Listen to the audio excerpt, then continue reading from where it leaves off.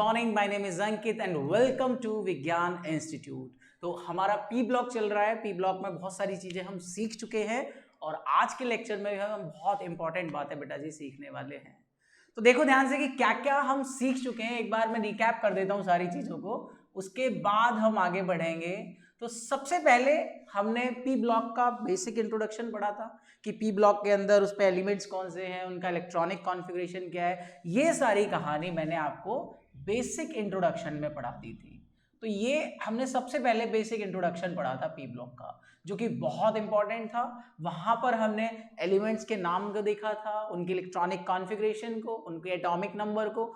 और अगर हमें ये चीज नहीं आती तो बेटा जी पी ब्लॉक में हम उससे आगे कोई चीज नहीं सीख सकते। तो जब बेसिक इंट्रोडक्शन का डिस्कशन मैंने कर लिया था तो फिर सबसे पहले मैंने आपको नेमिंग ऑफ ऑक्सो कंपाउंड सिखाए थे। जितने भी ऑक्सो कंपाउंड्स हैं हमारी पीरियोडिक टेबल के अंदर, जितने भी पी ब्लॉक के अंदर जितने भी हमारे काम में आने वाले हैं, वो सारे ऑक्सो कंपाउंड्स की नेमिंग मैंने आपको करा दी थी। नेमिंग के बाद बेटा जी हमने स्ट्रक्चर सीखे थे। Structure of oxo compound discuss किया था हमने कि जितने भी ऑक्सो कंपाउंड्स हैं उनके स्ट्रक्चर कैसे डिटरमाइन करें। और यहां से बेटा जी हर बार एग्जाम में क्वेश्चन आता है।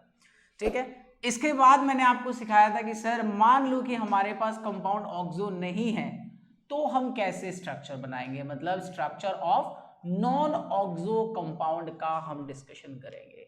तो ये 4 टॉपिक्स मैं आपके साथ डिस्कस कर चुका हूं पी ब्लॉक के अंदर। आज भी हम बहुत इंपॉर्टेंट चीज पढ़ने वाले हैं और ये जितने भी बेटा जी टॉपिक्स मैंने पढ़ाए हैं ये एंटायर पी ब्लॉक पर काम आने वाले हैं। हालांकि हमें 15th ग्रुप से कहानी स्टार्ट करनी है, 16th ग्रुप पढ़ना है, 17th ग्रुप पढ़ना है और लास्ट में जाके बेटा जी 18th ग्रुप का कॉन्सेप्ट हमको जानना है। तो ये 4 चीजें हमारे लिए इंपॉर्टेंट है। ये 4 चीजों के लिए हम ये सब कुछ पढ़ेंगे।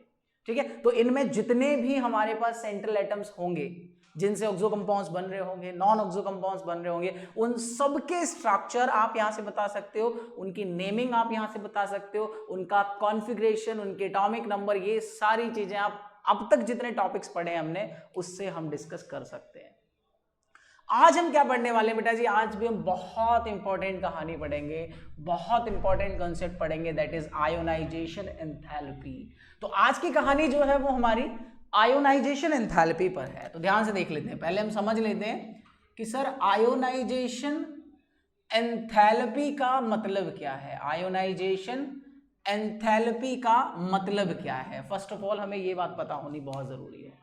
तो अगर मैं आयोनाइजेशन एंथैल्पी की बात करूं बेटा जी, अगर मैं आयोनाइजेशन एंथैल्पी की बात करूं तो आयोनाइजेशन एंथैल्पी क्या है कि सर अगर मेरे पास कोई भी एक एटम है और उस एटम के पास आउटर मोस्ट शेल में अगर कोई भी इलेक्ट्रॉन है, मैंने क्या करा कि इस एटम को एनर्जी देनी स्टार्ट करी, मतलब यहां से हीट देने का मतलब मेरा एनर्जी प्रोवाइड कराने से है।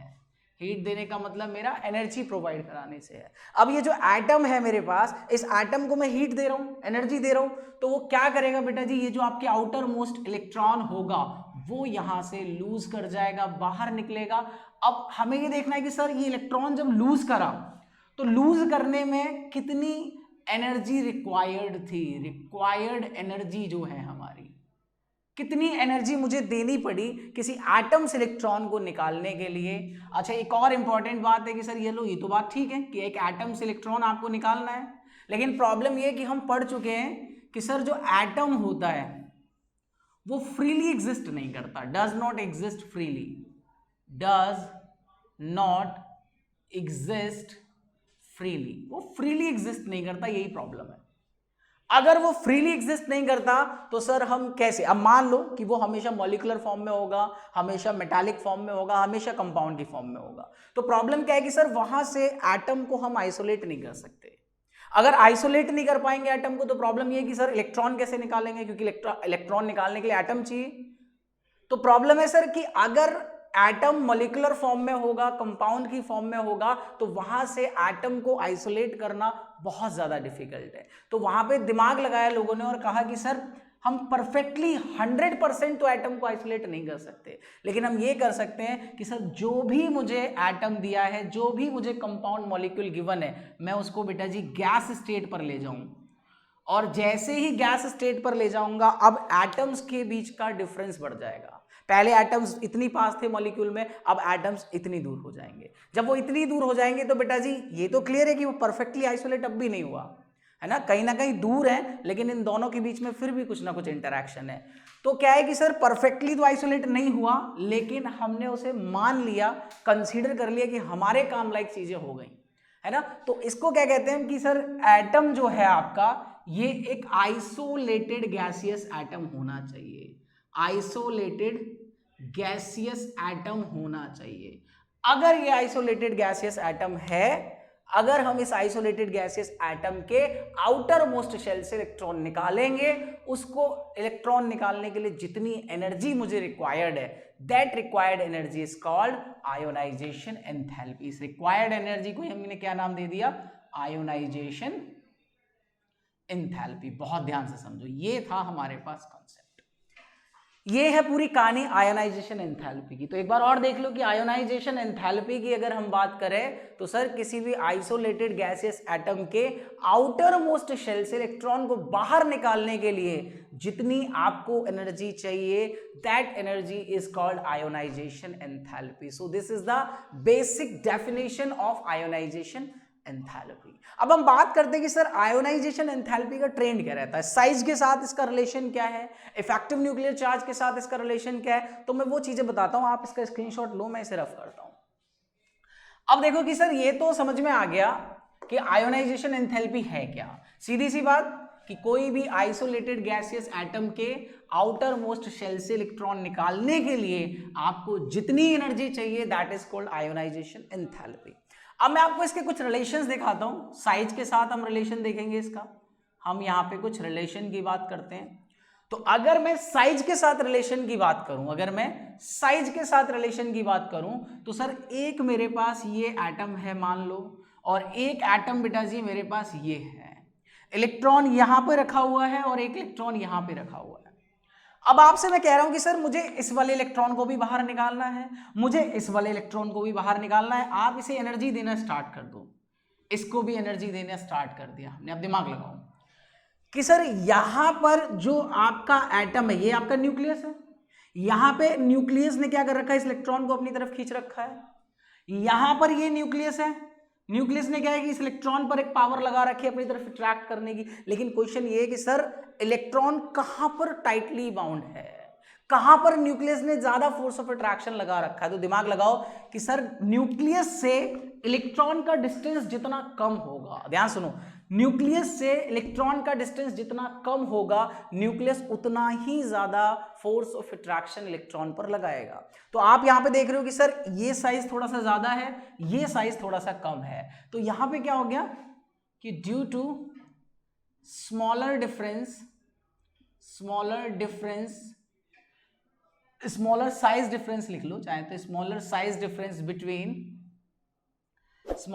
बिटवीन इलेक्ट्रॉन एंड जो हमारे पास न्यूक्लियस है, उन दोनों के बीच में बहुत कम डिफरेंस है।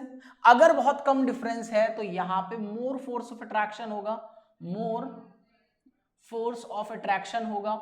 और बेटा जी अगर फोर्स ऑफ अट्रैक्शन यहां पे ज्यादा होगा तो यहां से इलेक्ट्रॉन निकालने के लिए आपको ज्यादा एनर्जी देनी पड़ेगी, मतलब मोर आयोनाइजेशन एंथैल्पी, मोर आयोनाइजेशन एंथैल्पी की ये हमारे पास कहानी रहेगी इसके लिए। तो ध्यान से यहां पे देखो कि सर कहीं ना कहीं हमने देखा कि सर जो हमारी आयोनाइजेशन एंथैल्पी है वो इनवर्सली प्रोपोर्शनल है साइज के, क्योंकि साइज जितना छोटा होगा आयोनाइजेशन एंथैल्पी उतनी ज्यादा होगी। क्यों, ये मैंने बता दिया कि साइज छोटा होगा, इनका डिफरेंस कम होगा, ये डिफरेंस कम होगा तो फोर्स ऑफ अट्रैक्शन ज्यादा है, फोर्स ऑफ अट्रैक्शन ज्यादा है तो बेटा जी आयोनाइजेशन एंथैल्पी भी क्या होगी, ज्यादा होगी। तो ये तो क्लियर है। अच्छा एक और चीज देखो कि मान लो यहां पे सेम साइज के दो एटम्स हैं, मतलब शेल उनके सेम है, मैं इसको रफ कर रहा हूं, आप लिख लो इसे, इसका स्क्रीनशॉट लो, ठीक है। अब देख लो कि सर साइज की कहानी तो मैंने देख ली कि सर साइज अगर छोटा हुआ तो आयोनाइजेशन एंथैल्पी ज्यादा होगी, साइज अगर बड़ा हुआ तो आयोनाइजेशन एंथैल्पी थोड़ी सी कम होगी। अब देखो ध्यान से यहां पे, अब मैं क्या करूं कि सर मान लो कि ये मेरे पास एक एटम है और ये मेरे पास एक एटम है, दोनों के साइज बेटा जी बराबर है, अप्रॉक्स बराबर है, साइज दोनों के कैसे हैं, बराबर हैं।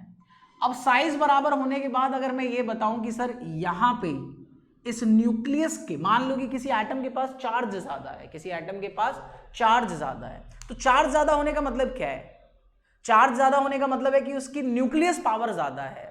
भाई यहां पे अगर मान लो कि इस पे पॉजिटिव चार्ज ज्यादा होगा तो इस इलेक्ट्रॉन को वो बहुत तेजी से अपनी तरफ खींचेगा, है ना। तो ये जो न्यूक्लियस का फोर्स ऑफ अट्रैक्शन होता है बेटा जी, इसे कहते हैं Z effective. This is effective nuclear charge. इसको क्या कहेंगे हम? Effective nuclear charge. तो अगर ये इफेक्टिव न्यूक्लियर चार्ज ज्यादा है, मतलब न्यूक्लियस अपनी ज्यादा पावर इस इलेक्ट्रॉन पे लगाएगा, तो इलेक्ट्रॉन को बाहर निकालना उतना ही डिफिकल्ट हो जाएगा, इलेक्ट्रॉन इतनी इजीली बाहर नहीं निकलेगा। और अगर इलेक्ट्रॉन इजीली बाहर नहीं निकलेगा तो आपको बहुत ज्यादा एनर्जी देनी पड़ेगी इलेक्ट्रॉन को बाहर निकालने के लिए, मतलब कि आयोनाइजेशन एंथैल्पी बेटा जी ज्यादा होगी। तो ये दो चीजें याद रखना कि जेड इफेक्टिव कब ज्यादा होगा, ऑब्वियस है कि जब इस पे न्यूक्लियस पे चार्ज ज्यादा हो, है ना। न्यूक्लियस पर अगर चार्ज ज्यादा होगा तो ये ज्यादा से ज्यादा इलेक्ट्रॉन पे अपना फोर्स ऑफ अट्रैक्शन लगाएगा। तो sir ionization enthalpy is directly proportional to the Z effective. तो ये मेरा ओवरऑल एक ट्रेंड निकला कि सर आयोनाइजेशन एंथैल्पी का साइज के साथ ये रिलेशन है और इफेक्टिव न्यूक्लियर चार्ज के साथ ये रिलेशन है। अब मैं बात करता हूं जनरल ट्रेंड्स की, जनरल ट्रेंड्स की। सर ये तो मैंने निकाल लिया, अब हम बात करते हैं जनरल ट्रेंड की कि सर जनरल ट्रेंड इसका क्या रहता है। ध्यान से देखो कि अगर मैं जनरल ट्रेंड्स की बात करूं तो जनरल ट्रेंड्स की कहानी क्या रहेगी, समझना बहुत इंपॉर्टेंट है। अगर हम जनरल ट्रेंड का कॉन्सेप्ट लेकर आ रहे हैं तो जनरल ट्रेंड पे क्या है कि सर जनरल ट्रेंड में दो चीजें देखी जाती है, या तो आप पीरियड की बात करेंगे या बेटा जी आप बात करते हैं ग्रुप में। अगर मैं पीरियड की बात कर रहा हूं तो पीरियड का मतलब हम इसे कहते हैं लेफ्ट टू राइट जाना, और जब हम ग्रुप का डिस्कशन करते हैं तो इसे कहते हैं हम टॉप टू बॉटम जाना। तो पीरियड में अगर डिस्कस करेंगे तो लेफ्ट टू राइट मूव करेंगे, ग्रुप की बात करेंगे तो टॉप टू बॉटम जाएंगे। अब यहां पे देखो कि सर पीरियड में जब हम जाते हैं तो मैंने आपको बताया था कि पीरियड में लेफ्ट टू राइट जाने पे साइज क्या होता है, डिक्रीज होता है, और टॉप टू बॉटम जाते हैं तो टॉप टू बॉटम जाने पे साइज क्या होता है सर, इंक्रीज होता है। ये तो हमको पता है ना। पीरियड में क्या होता है सर, नंबर ऑफ इलेक्ट्रॉन बढ़ते हैं, नंबर ऑफ इलेक्ट्रॉन के साथ साथ नंबर ऑफ प्रोटॉन भी बढ़ रहे हैं, और अगर नंबर ऑफ प्रोटॉन बढ़ेंगे तो ऑब्वियस है कि न्यूक्लियस का फोर्स ऑफ अट्रैक्शन बढ़ेगा। न्यूक्लियस का फोर्स ऑफ अट्रैक्शन बढ़ेगा तो साइज छोटा होगा, साइज छोटा होगा तो आयोनाइजेशन एंथैल्पी बेटा जी, आयोनाइजेशन एंथैल्पी आपकी क्या होती रहेगी, इंक्रीज होती रहेगी। जितना छोटा साइज आयोनाइजेशन एंथैल्पी उतनी ज्यादा। अगर टॉप टू बॉटम मूव करेंगे तो साइज अगर इंक्रीज हो रहा है तो आयोनाइजेशन एंथैल्पी बेटा जी क्या हो जाएगी, डिक्रीज हो जाएगी। आयोनाइजेशन एंथैल्पी क्या होगी, डिक्रीज। लेकिन यहां पर मैंने ये वर्ड आप पढ़ के देखो कि इसको कहते हैं जनरल ट्रेंड्स। इसको क्या कहते हैं, जनरल ट्रेंड्स। अगर हम जनरल ट्रेंड्स की बात करें तो जनरल ट्रेंड्स का मतलब है कि सर मैक्सिमम केसेस में ऐसा होगा, बट यहां पर बहुत सारे एक्सेप्शनल केसेस होते हैं।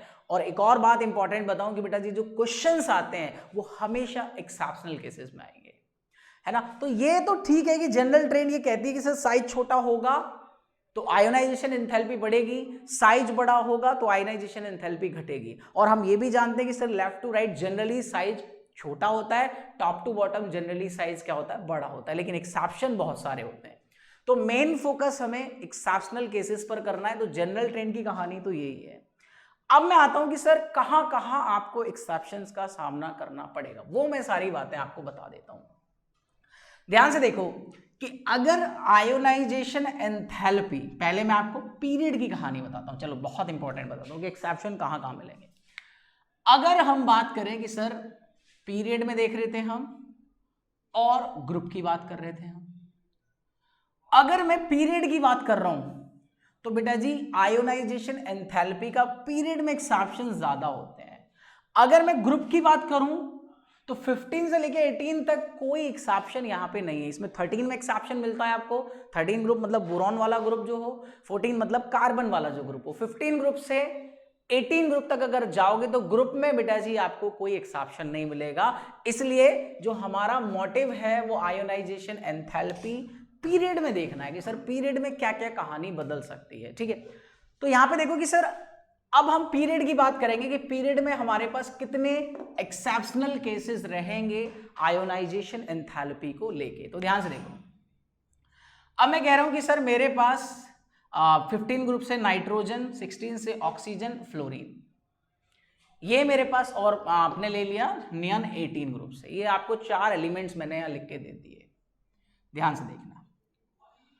आप जानते हो कि सर नाइट्रोजन का एटॉमिक नंबर 7 है, ऑक्सीजन का एटॉमिक नंबर 8 है, फ्लोरीन का 9 और नियन का 10 एटॉमिक नंबर है। अगर इनके एटॉमिक नंबर बेटा जी ये है, एक चीज आप यहां पे देख रहे हो कि सर अगर मैं इन दोनों को कंपेयर करूं तो 1 इलेक्ट्रॉन का डिफरेंस आ रहा है, इन दोनों को कंपेयर करूं तो भी 1 इलेक्ट्रॉन का डिफरेंस है, अगर मैं इन दोनों को कंपेयर करूं तब भी 1 इलेक्ट्रॉन का ही डिफरेंस है। मतलब कि अगर कहीं पर मोनो इलेक्ट्रॉनिक डिफरेंस आपको मिल जाए, मोनो इलेक्ट्रॉनिक डिफरेंस आपको कहीं मिल जाए, तो एक्सेप्शन की कहानी वहीं से स्टार्ट होगी।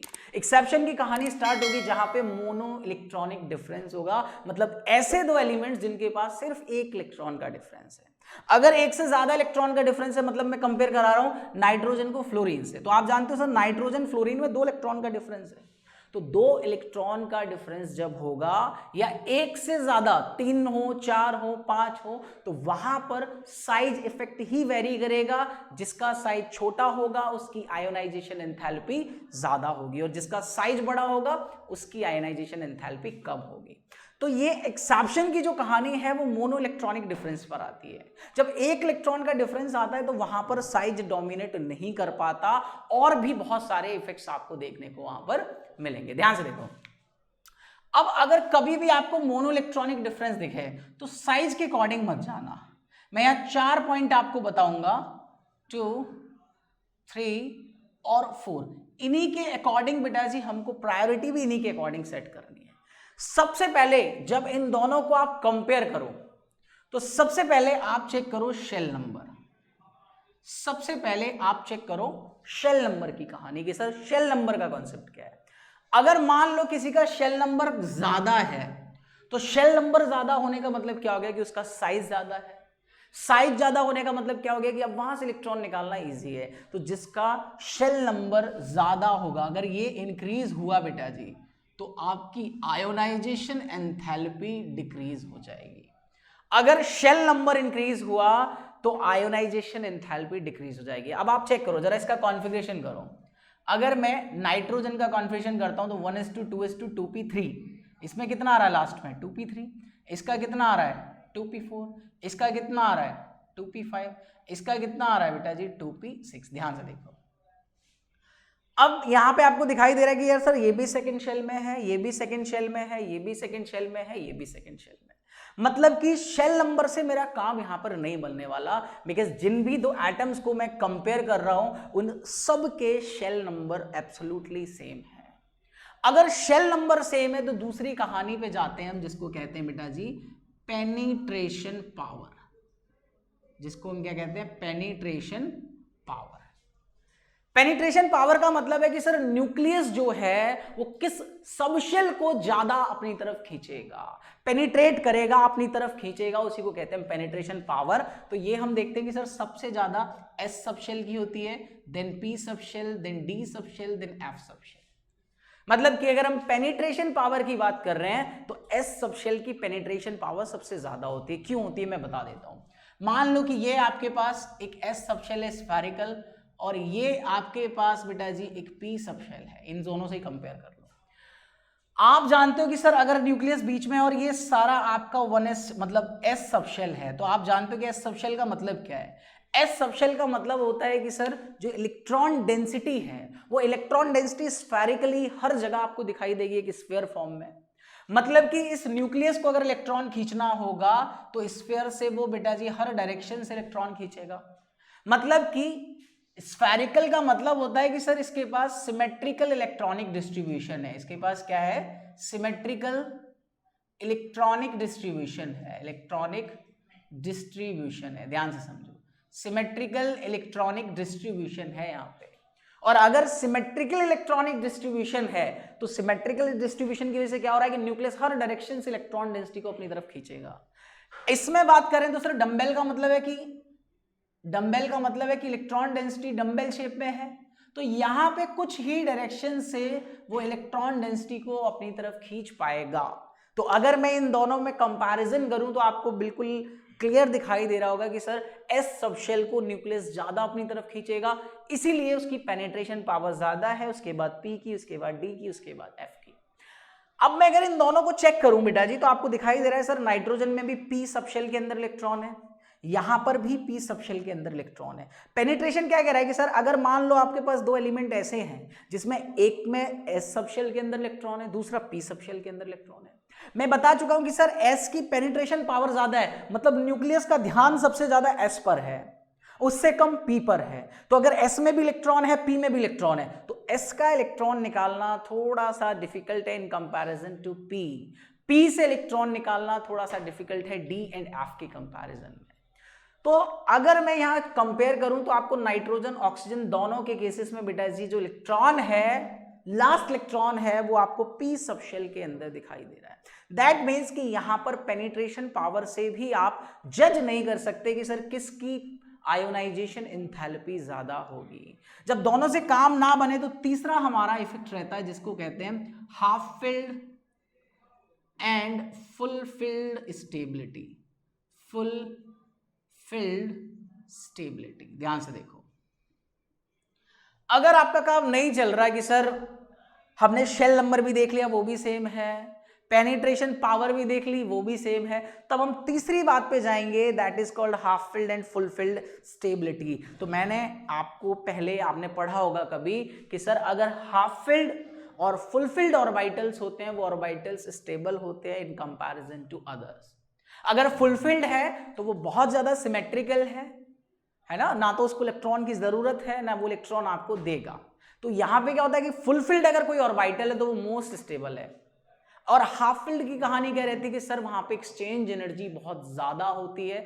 एक्सचेंज एनर्जी बहुत ज्यादा होने की वजह से पूरे ऑर्बिटल की पोटेंशियल एनर्जी डाउन हो जाती है, और अगर पोटेंशियल एनर्जी डाउन होगी तो सिस्टम आपका स्टेबल हो जाएगा, है ना। तो हाफ फिल्ड और फुलफिल्ड अगर आपका कॉन्फ़िगरेशन है वो मोस्ट स्टेबल है, और अगर आप किसी भी स्टेबल कॉन्फ़िगरेशन से इलेक्ट्रॉन निकालोगे तो वो अनस्टेबल होगा, और कोई भी नहीं चाहेगा कि स्टेबिलिटी से अनस्टेबिलिटी की तरफ जाए। तो जो भी स्टेबल कॉन्फ़िगरेशन होंगे वो इजीली इलेक्ट्रॉन को बाहर नहीं निकालेंगे। अगर आप चाहते हो किसी भी स्टेबल कॉन्फ़िगरेशन से इलेक्ट्रॉन निकालना तो आपको बेटा जी एनर्जी उसको बहुत ज्यादा देनी पड़ेगी। तो आप यहां देखो कि सर 2p को अगर मैं बनाऊं, मैं 2p को आपके सामने बनाता हूं, इसको यहां बना लिया, 2p को हमने यहां बना लिया। आप देख रहे हो कि सर यहाँ 3 इलेक्ट्रॉन है, 3 इलेक्ट्रॉन को ऐसे ही भरेंगे, यहाँ पे 4 है, आपने 4 इलेक्ट्रॉन को ऐसे भर लिया, यहाँ 5 है, यहाँ पे 5 इलेक्ट्रॉन को आपने ऐसे भर लिया, और यहाँ पर 6 हैं, तो 6 इलेक्ट्रॉन को हम इस तरीके से फिल कर लेंगे। मैंने कहा कि कंपेयर आपको एक इलेक्ट्रॉन वाले डिफरेंस वाले ही करने हैं, मतलब ये सारी कहानी किस पे है, मोनो इलेक्ट्रॉनिक डिफरेंस पर है। तो मैंने नाइट्रोजन से ऑक्सीजन कंपेयर करा, शेल नंबर इफेक्ट काम नहीं किया, पेनिट्रेशन ने भी काम नहीं किया, तो थर्ड देख लेते हैं हम हाफ फिल्ड फुलफिल्ड। तो आपको देखने को मिल रहा है कि सर नाइट्रोजन के पास हाफ फिल्ड कॉन्फ़िगरेशन है। हाफ फिल्ड का मतलब होता है कि सर एक एक इलेक्ट्रॉन हर ऑर्बिटल में फिल हो जाए, मतलब सिंगली ऑक्यूपाइड हो जाए आपका पूरा ऑर्बिटल, तो उसको कहते हैं हाफ फिल्ड। और जब वो डबल ऑक्यूपाइड हो जाता है तो that is called full field. तो आपको दिखाई दे रहा है सर नाइट्रोजन के पास हाफ फिल्ड कॉन्फ़िगरेशन है, ऑक्सीजन के पास नहीं है, तो हाफ फिल्ड कॉन्फ़िगरेशन से अगर आप इलेक्ट्रॉन निकालोगे तो ये अनस्टेबल हो जाएगा, तो ये चाहेगा नहीं। तो अगर मैं इसकी बात करूं तो nitrogen has more ionization enthalpy than oxygen. ये किस वजह से है, due to half filled configuration, due to half filled configuration. Half filled configuration की वजह से नाइट्रोजन की आयोनाइजेशन एंथैल्पी ऑक्सीजन से ज्यादा है। चलो अब आते हैं ऑक्सीजन और फ्लोरीन को कंपेयर करते हैं।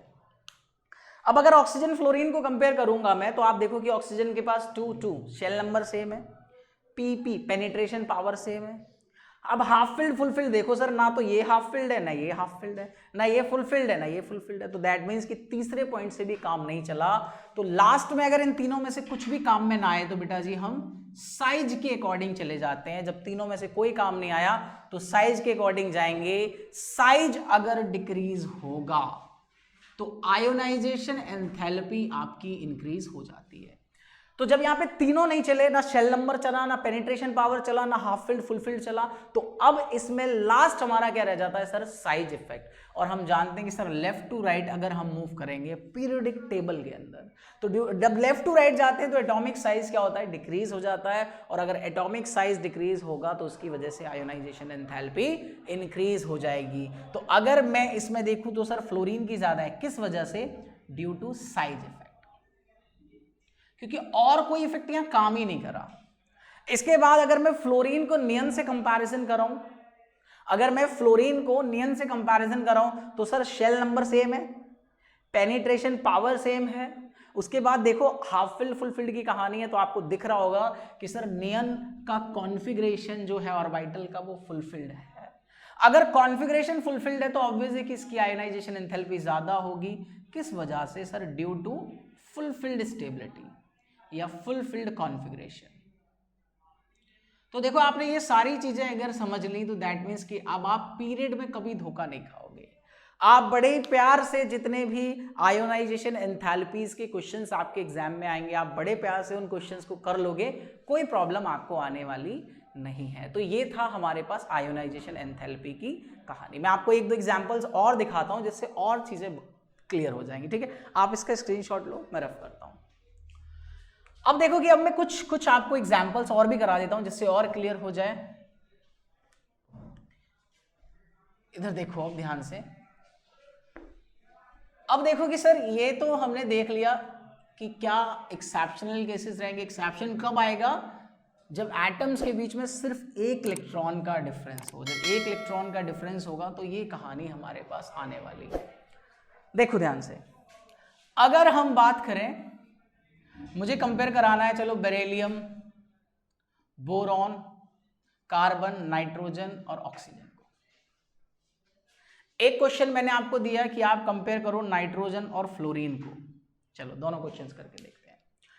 अगर मैं बेरिलियम की बात करूं, 4 एटॉमिक नंबर 5, 6, 7 और 8 है यहां पे। अगर ये कहानी है तो सर कॉन्फ़िगरेशन कर लो, इसका 1s2 2s2 आएगा, इसका 2p1 आएगा, इसका 2p2 आएगा, इसका 2p3 आएगा और इसका बेटा जी 2p4 आएगा। ये बात ध्यान से देखो। अब आप इन दोनों को कंपैरिजन करो, देखो एक एक इलेक्ट्रॉन का डिफरेंस है। अगर एक एक इलेक्ट्रॉन का डिफरेंस है तो आप वो जो 4 मैंने चीजें बताई हैं उसके अकॉर्डिंग ही जज करोगे। तो पहली चीज क्या है कि सर पहला जो हमारा इफेक्ट है वो ये कह रहा है कि सर सबसे पहले हम शेल नंबर चेक करते हैं। तो अगर शेल नंबर चेक करूं तो इसमें देखो सेकेंड शेल, यहाँ पे भी क्या है, सेकेंड शेल। इसको भी थोड़ी देर रफ करते हैं, ये भी सेकेंड शेल है और ये भी सेकेंड शेल है। अब सेकेंड शेल के बाद आप किस पे जाओगे, पेनिट्रेशन पावर पे। तो पेनिट्रेशन पावर अगर मैं चेक करूं तो बेटा जी अगर S के अंदर इलेक्ट्रॉन है और यहां पे P के अंदर इलेक्ट्रॉन है, तो आपको पता है कि S की पेनिट्रेशन पावर ज्यादा होगी इन कंपैरिजन टू P, इसलिए S से इलेक्ट्रॉन निकालना थोड़ा सा डिफिकल्ट है। तो यहां पे बेरिलियम की ज्यादा है due to penetration power. Penetration power, priority change नहीं करनी बेटा जी। प्रायोरिटी चेंज कर दोगे तो काम हो जाएगा। पहली प्रायोरिटी शेल नंबर की है तो शेल नंबर के अकॉर्डिंग जज करेंगे। जब उससे नहीं होगा तब पेनिट्रेशन पावर पे जाएंगे। उससे भी काम नहीं चलेगा तो हाफ फिल्ड फुल फिल्ड, और लास्ट में अगर उससे भी काम ना चले तो साइज। तो ये जो आपके पास आंसर आया है this is due to the penetration power, because S की पेनिट्रेशन पावर ज्यादा होगी पी से। बोरॉन कार्बन को कंपेयर कर लेते हैं तो सर बोरॉन पे 2p1 है, यहाँ पे 2p2 है, शेल नंबर सेम है, पेनिट्रेशन पावर भी सेम है।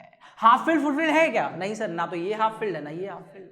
अगर हाफ फिल्ड फुलफिल्ड नहीं है तो हम किसके अकॉर्डिंग जाएंगे, साइज के अकॉर्डिंग। और लेफ्ट टू राइट जब हम पीरियोडिक टेबल में जाते हैं तो साइज क्या होता है, डिक्रीज। तो कार्बन का साइज छोटा है बोरॉन से, तो ये हमारे पास आ गया due to size effect, due to size effect. Size effect की बदले से ही है।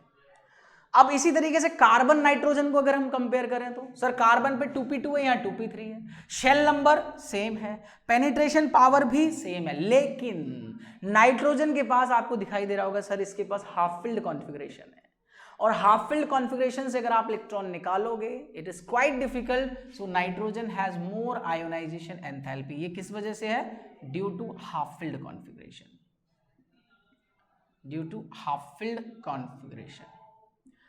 अब ऐसे नाइट्रोजन ऑक्सीजन को कंपेयर कर लो सर, ये भी सेकंड शेल में है दोनों, और इनकी पेनिट्रेशन पावर भी सेम है, और उसके साथ साथ लेकिन यहाँ पे देखो nitrogen sir still half filled configuration है, इसलिए नाइट्रोजन की ज्यादा हो जाएगी। This is also due to half filled configuration, half filled configuration. तो ये क्या है, इसका है due to the half filled configuration, because nitrogen का हाफ फिल्ड कॉन्फ़िगरेशन है तो वो कार्बन से भी ज्यादा होगी उसकी आयोनाइजेशन एंथैल्पी और ऑक्सीजन से भी ज्यादा। तो ये हमारे पास एक और क्वेश्चन था, इसी तरीके से आपको क्वेश्चंस को सॉल्व करना। अब इसके बाद आयोनाइजेशन एंथैल्पी में सिर्फ एक ही कहानी रह गई है, उसको भी ध्यान से समझ लो। अगर मैं आयोनाइजेशन एंथैल्पी की बात करूं बेटा जी, ध्यान से देखना, अगर मैं आयोनाइजेशन एंथैल्पी की बात करूं, ध्यान से देखो, जो हमारे पास आयोनाइजेशन एंथैल्पी है, आयोनाइजेशन एंथैल्पी है,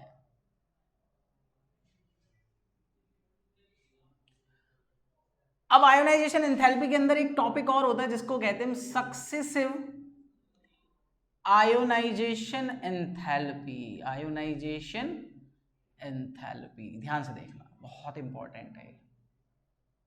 सक्सेसिव आयोनाइजेशन एंथैल्पी, ध्यान से देखो, सक्सेसिव आयोनाइजेशन एंथैल्पी का मतलब क्या है। सक्सेसिव आयोनाइजेशन एंथैल्पी, मान लो कि मेरे पास कोई भी एक एलिमेंट है, उसने क्या करा कि सर एक इलेक्ट्रॉन डोनेट करा और वो M पॉजिटिव बन गया। ऑब्वियस है कि यहां पे कुछ ना कुछ आयोनाइजेशन एंथैल्पी होगी, मैंने उसको मान लिया IE1, मतलब फर्स्ट आयोनाइजेशन एंथैल्पी, पहला इलेक्ट्रॉन जब आपने निकाला। इसके बाद जो M+S से मैं एक इलेक्ट्रॉन और माइनस कर रहा हूं, तो ये क्या बन जाएगा M+2, तो यहां पे फिर भी आयोनाइजेशन एंथैल्पी होगी, that is called second ionization enthalpy. मैंने क्या करा बेटा जी, मैंने एक और इलेक्ट्रॉन यहां से निकाल दिया, तो यहां पे जो आयोनाइजेशन एंथैल्पी है वो IE3 है, मतलब this one is third ionization enthalpy. मेरा क्वेश्चन ये है कि सर IE1, IE2 और IE3 के बीच में क्या रिलेशन होगा, मतलब पहला इलेक्ट्रॉन निकालना डिफिकल्ट है या यहां से इलेक्ट्रॉन निकालना डिफिकल्ट है, आपको एक ऑर्डर बताना है। जरा सोचो, पहले वीडियो को पॉज करके, नहीं आएगा तो फिर मैं बताऊंगा। चलो ध्यान से देखो, इधर एक बार पॉज करके एक बार चेक करना खुद से। इधर देखो कि सर यहां पे कहानी क्या है, हमने देखा कि सर पहला इलेक्ट्रॉन निकाला, इसमें एक पॉजिटिव चार्ज आ गया, है ना। अब पॉजिटिव चार्ज आने का मतलब क्या है कि इसके पास इलेक्ट्रॉन कम हो गया, प्रोटॉन तो कांस्टेंट है। चलो मैं एक एग्जांपल से समझाता हूं। आपने मान लिया कि सोडियम है आपके पास, सोडियम से एक इलेक्ट्रॉन निकाला, Na+ बन गया, एक और इलेक्ट्रॉन निकाला, Na2+ बन गया, ऐसे करके मान लो। ध्यान से देखना, सोडियम की स्टार्टिंग की कहानी क्या थी कि सर इसके पास इलेक्ट्रॉन भी 11 हुआ करते थे और प्रोटॉन भी 11 हुआ करते थे, है ना भाई। सोडियम के पास इलेक्ट्रॉन भी 11 है और प्रोटॉन भी 11 है। Na+ की बात करें तो इलेक्ट्रॉन इसके पास अब कितने रह गए, एक इलेक्ट्रॉन आपने निकाल दिया, 10, लेकिन बेटा जी प्रोटॉन तो अब भी 11 ही है ना, प्रोटॉन आपने चेंज नहीं किए।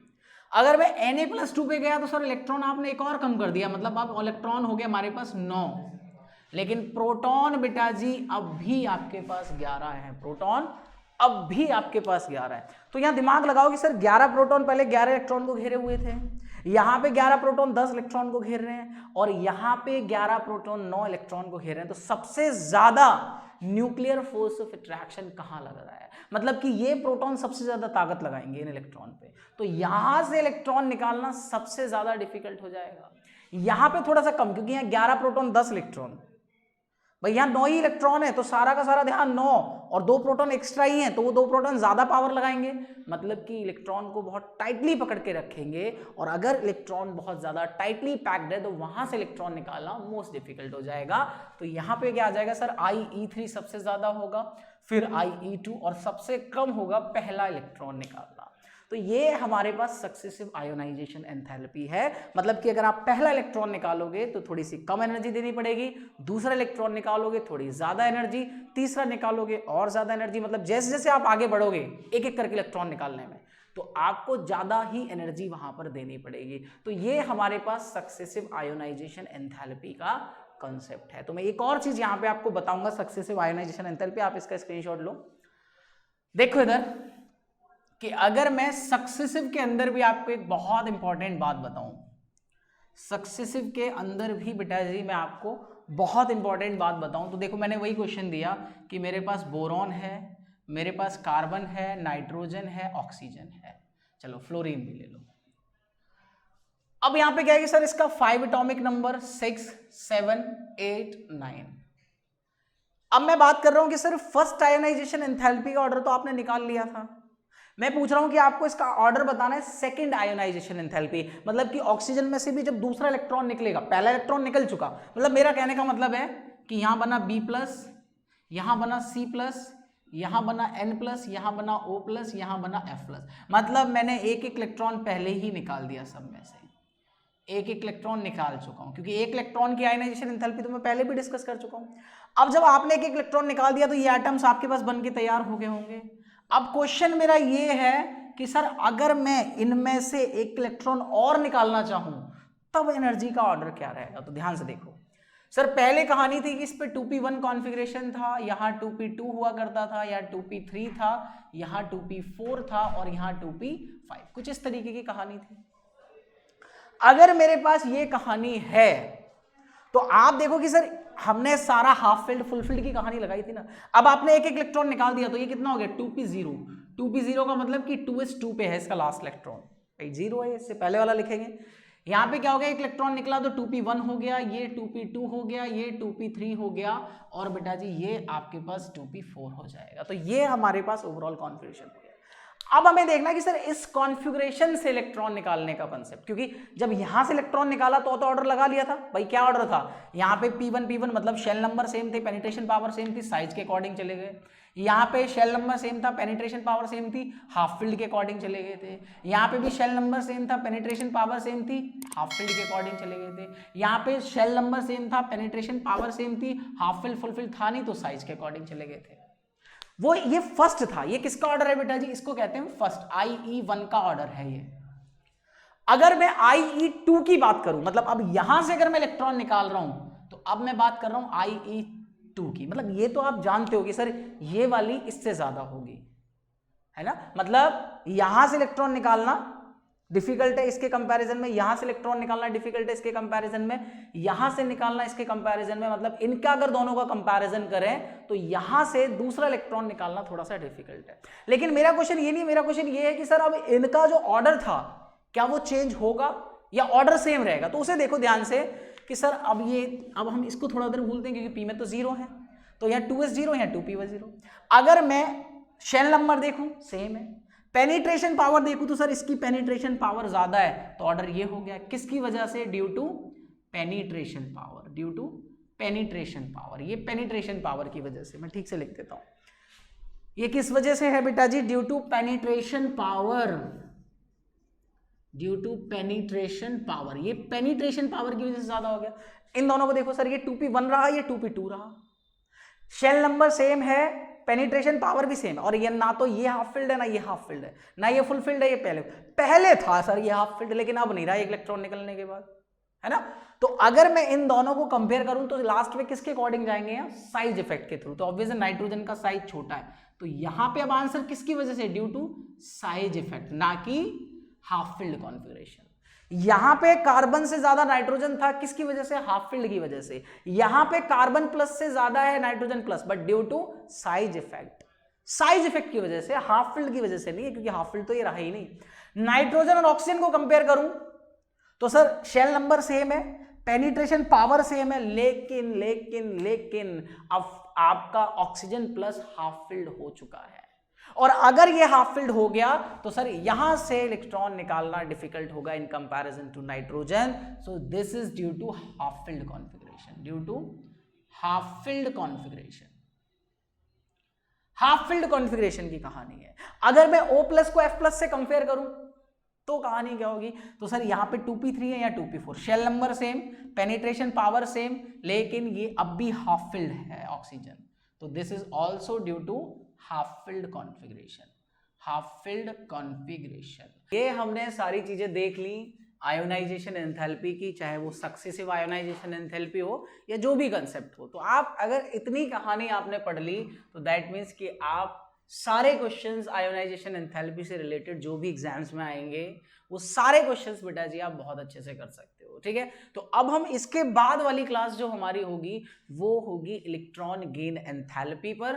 तो मैं नेक्स्ट क्लास में आपको इलेक्ट्रॉन गेन एंथैल्पी का पूरा कॉन्सेप्ट पढ़ाऊंगा, उसमें जितने भी इलेक्ट्रॉन गेन एंथैल्पी के कॉन्सेप्ट होंगे, एक्सेप्शनल केसेस होंगे, वो सब मैं आपके साथ डिस्कस करूंगा। तो ठीक है, आज की क्लास को हम यही खत्म करते हैं। नेक्स्ट क्लास में नया टॉपिक स्टार्ट करेंगे और वो टॉपिक भी आपका बहुत ज्यादा इंपॉर्टेंट है, एग्जाम्स में क्वेश्चंस पूछे जाते हैं। तो ठीक है, फिर नेक्स्ट क्लास में मिलते हैं और नेक्स्ट क्लास में हम पी ब्लॉक को थोड़ा सा और आगे बढ़ाएंगे। Okay, bye bye.